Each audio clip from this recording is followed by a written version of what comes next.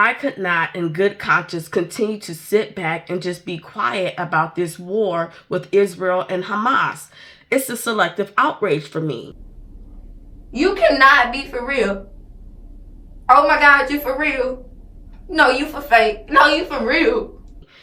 What about when Palestinians were crying and pleading to the American government to ask it to have Israel stop attacking them, to have Israel stop raping their women, to have Israel stop killing their children? I remember because I was out protesting with American Palestinians, asking the American government to stop providing funds to the Israel militaries and weapons to hurt and to essentially conquer and continue to steal territory that belongs to Palestinians. I was out there marching and protesting with them for them to stop doing that. Nobody cared.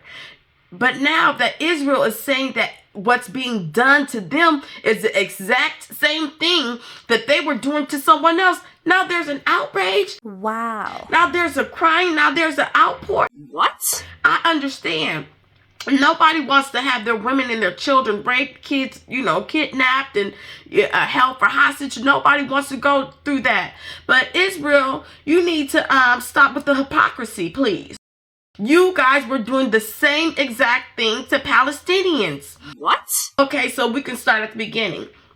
Israel was the promised land for the Jews, right? But time and time again in the Bible, Jews were disobedient and God took the promised land away. God allowed the Jews to be conquered and their land taken because of continued disobedience. How they got to Germany, I have no clue. That is, I'm sure, a whole different story within itself. But during World War II, they were trying to escape Adolf Hitler, Nazism, and all of those things. And the British government ended up conquering Palestine, who was now in ownership of the promised land, Israel. Essentially, what Israel is trying to do is take the land back from Palestine. Palestine is not having it. They are fighting for their land. They are fighting for the right to have their own state and to have their own government, and they should. Hamas, which is a Palestinian military army, has every right to fight for their land and for their people. Israel is stealing their land and occupying parts of their land that belongs to Palestine, and they keep pushing Palestinians out of their territory.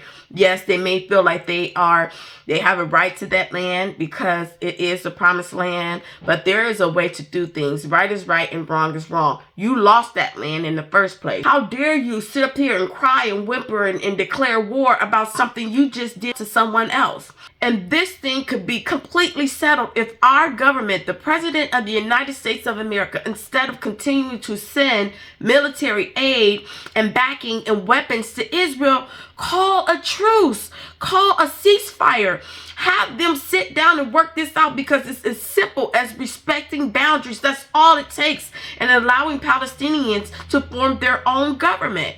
What's wrong with them being able to govern themselves? They should be able to have all the autonomy in the world, considering that Israel took their land. There's a way that this can be done peacefully instead of continuing to kill each other.